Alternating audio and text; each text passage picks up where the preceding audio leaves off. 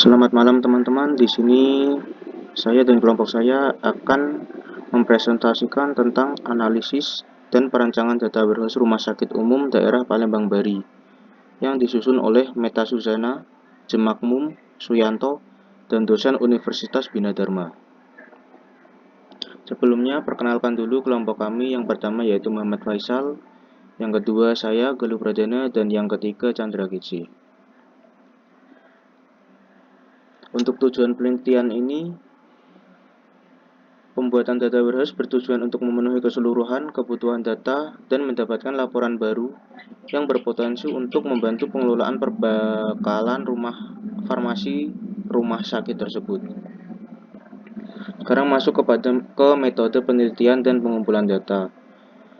Yang pertama yaitu pemilihan proses, yang kedua pemilihan grain, ketiga identifikasi dari penyampaian dimensi, keempat pemilihan fakta, kelima penyimpanan pre-calculation di tabel fakta, keenam memastikan tabel dimensi, ketujuh pemilihan durasi database, kedelapan melacak perubahan dari dimensi secara perlahan, dan terakhir yang kesembilan penentuan prioritas dan model query. Di sini saya tidak akan menjelaskan satu persatu apa itu pemilihan proses, pemilihan grain, identifikasi dari penyampaian dimensi, dan yang lainnya. Karena nantinya 9 metode ini akan kita terapkan pada perancangan data warehouse-nya.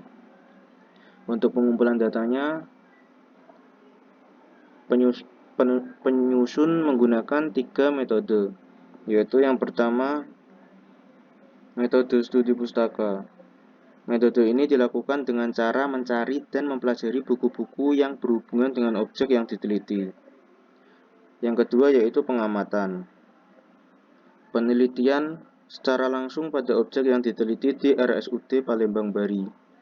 Yang ketiga yaitu wawancara. Penulis melakukan tanya jawab dengan pegawai negeri sipil dan pegawai non-PNSD.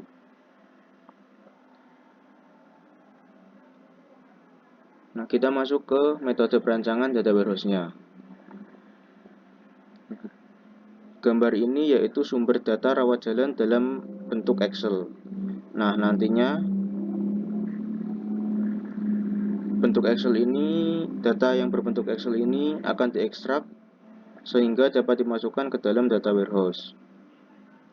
Nah, untuk toolsnya sendiri, penulis menggunakan Microsoft SQL Server 2008.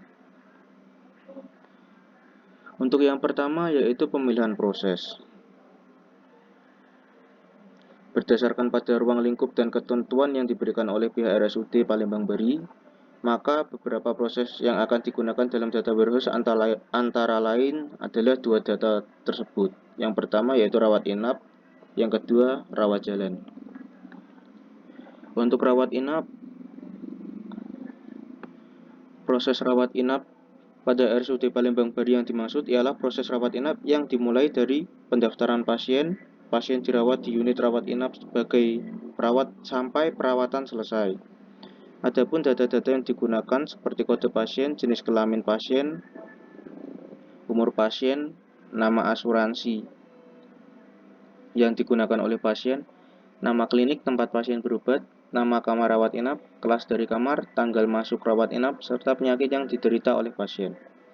Sedangkan untuk rawat jalan, proses rawat jalan pada RSUD Palembang Bari dimulai dari pendaftaran pasien melakukan pemeriksaan di unit rawat jalan sampai dengan pemeriksaan selesai. Untuk data-data yang digunakan seperti kode pasien, jenis kelamin pasien, umur pasien, nama asuransi yang digunakan oleh pasien, nama klinik rawat jalan, tanggal rawat masuk jalan, serta hasil diagnosis. Yang kedua yaitu pemilihan grain. Grain merupakan proses untuk menentukan apa yang digambarkan oleh rekor di dalam tabel fakta. Berikut adalah grain yang ada dalam perancangan data warehouse RSUD Palembang Bari. Untuk rawat inap, analisis yang dilakukan meliputi jumlah pasien berdasarkan umur pasien, jumlah pasien berdasarkan jenis kelamin, jumlah pasien berdasarkan asuransi yang digunakan dari tiap-tiap kamar, dan masih banyak lagi analisis lain yang dapat dilihat per periode waktu. Contohnya hari, minggu, bulan, ataupun tahun. Yang kedua yaitu rawat jalan. Analisis yang dilakukan meliputi jumlah pasien rawat jalan berdasarkan jenis kelamin pasien, jumlah pasien berdasarkan umur pasien, jumlah pasien berdasarkan asuransi yang digunakan dari tiap-tiap klinik, dan masih banyak lagi analisis yang dapat dilihat per periode waktu, contohnya hari, minggu, bulan, maupun tahun. Untuk yang ketiga yaitu identifikasi dan penyesuaian dimensi. Pada tahap ini dilakukan identifikasi dan penyesuaian dimensi yang terkait dengan fakta yang ditampilkan dalam bentuk matriks. Berikut adalah dimensi yang dipilih untuk masing-masing tabel fakta. Yang pertama yaitu rawat inap. Dimensi yang digunakan dalam analisis rawat inap adalah dimensi waktu, pasien, asuransi, diagnosa, dan kamar. Ini adalah contoh dari dimensi tabel fakta rawat inap. Nah, untuk yang rawat jalan, yaitu dimensi yang digunakan dalam analisis rawat jalan adalah dimensi waktu, pasien, asuransi, diagnosis, dan klinik. Berikut adalah tabel dari dimensi pada tabel fakta rawat jalan. Nah, untuk yang paling kanan yaitu konseling skemanya.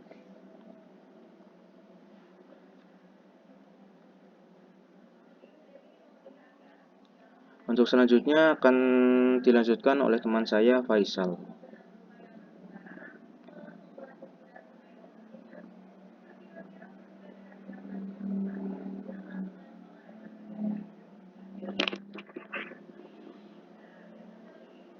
Ya, saya akan melanjutkan presentasi dari teman saya yang keempat, pemilihan fakta.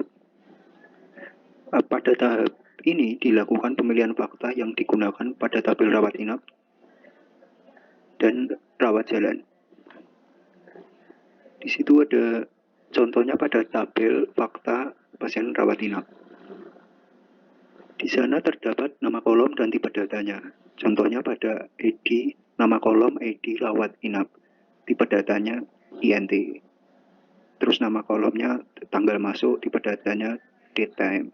ID pasien, tipe datanya INT. Seperti itu. Terus selanjutnya tabel fakta pasien rawat jalan. Di tabel tersebut sama terdapat nama kolom dan tipe data juga. Contohnya pada ID rawat jalan, tipe datanya INT, tanggal tipe datanya DTM, ID pasien, tipe datanya INT, ID asuransi, tipe datanya INT. Selanjutnya, yang kelima, penyimpanan rekalkulasi di tabel fakta.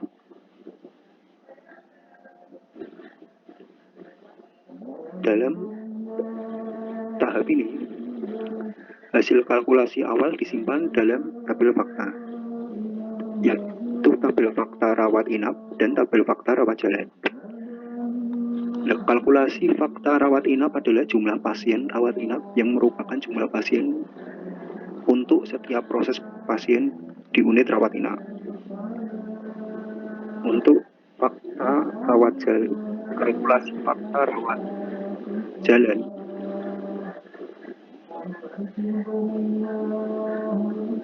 adalah jumlah pasien rawat jalan yang merupakan jumlah dari pasien untuk setiap proses pemeriksaan pasien di unit rawat jalan. Oke, next.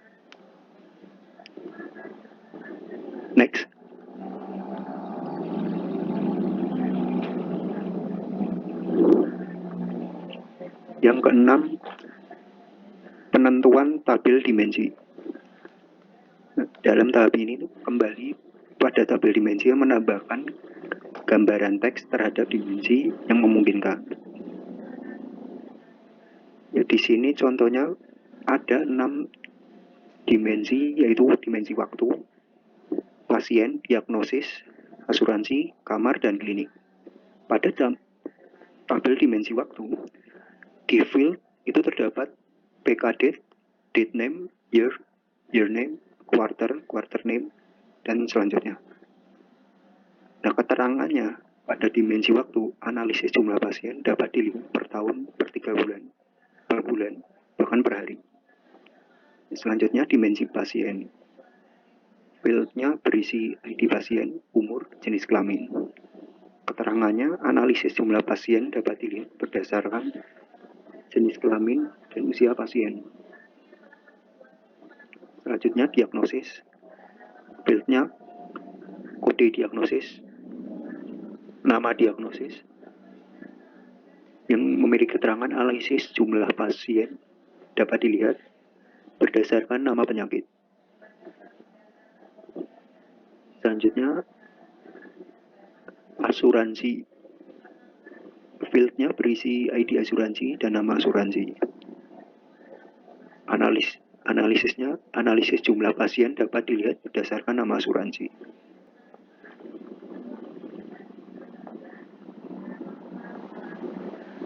Selanjutnya, next.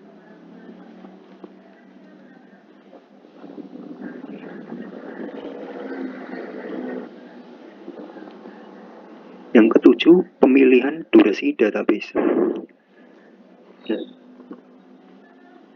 Pada durasi data pada RSUD Palembang Ferry yang dimasukkan ke dalam data warehouse. Itu contohnya seperti pada tabel, di mana nama data warehouse-nya RSUD Bari Dewi, yang berisikan data-data pasien rawat jalan dan rawat inap pada 3 tahun, yaitu dari tahun 2010 sampai 2012. Selanjutnya yang ke-8, pelacakan perubahan dari dimensi secara perlahan. Nah, perubahan nilai atribut itu dapat terjadi. Karena itu perlu dilakukan update jika perlu untuk menjaga kekonsistenan dan keakuratan data. Dimensi-dimensi yang mungkin berubah itu seperti pada tabel. Dimensi, misalnya dimensi pasien, atributnya yang mungkin berubah, umur dapat bertambah umurnya. Dimensi kamarnya dapat berganti, asuransi, terus dimensi klinik, dan dimensi diagnosa. Yang ke-9, penentuan prioritas dan model query. Dalam tahapan ini yang dilakukan adalah mempertimbangkan pengaruh pada perancangan fiskal seperti keberadaan dari ringkasan atau summaries dan penjumlahan atau agregat. Next.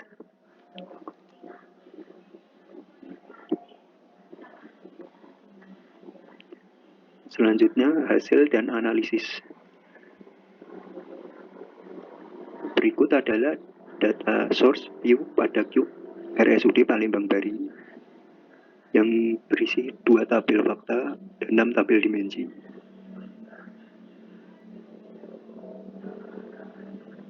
Lalu di bawah ada 2 tabel, yaitu pertumbuhan data per tahun pasien rawat inap dan pertumbuhan data per tahun pasien rawat jalan. Kepada pertumbuhan per tahun pasien rawat inap, dapat terlihat bahwa pada tahun 2011 ke 2012 terjadi kenaikan jumlah pasien. Selanjutnya pada rawat jalan, kenaikan juga terjadi pada 2011 ke 2012. Next.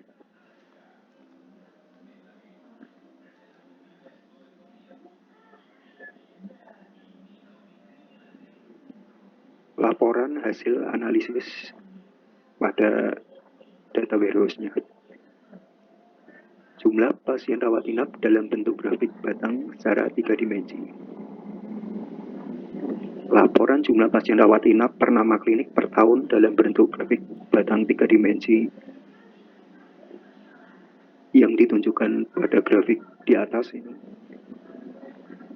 Terlihat bahwa jumlah pasien rawat inap terbanyak itu tahun 2010, 2011, 2012 terdapat pada klinik kebidanan.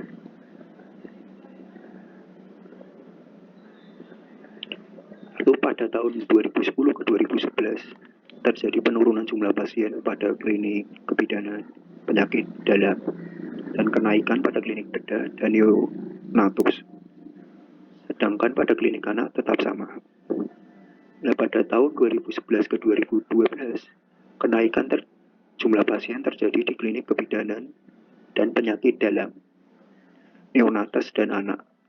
Penurunan terjadi di klinik bedah.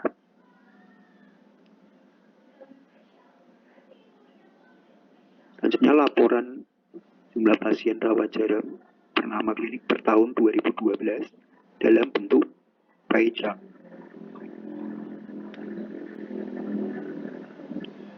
Laporan dalam bentuk pie chart jumlah pasien rawat jalan berklinik pada tahun 2012 ini, di mana klinik yang paling banyak yaitu pada hemodialisa. Selanjutnya pada klinik bedah, anak, lalu gigi atau mulut. Ya, next.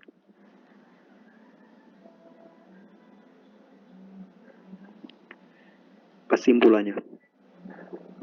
Kesimpulannya dalam jurnal ini, 1. Perancangan data warehouse RSUD Palembang Bari cukup bermanfaat guna pengolahan data dalam jumlah yang cukup besar, sehingga diharapkan kebutuhan dan informasi mengenai pasien dapat dipenuhi.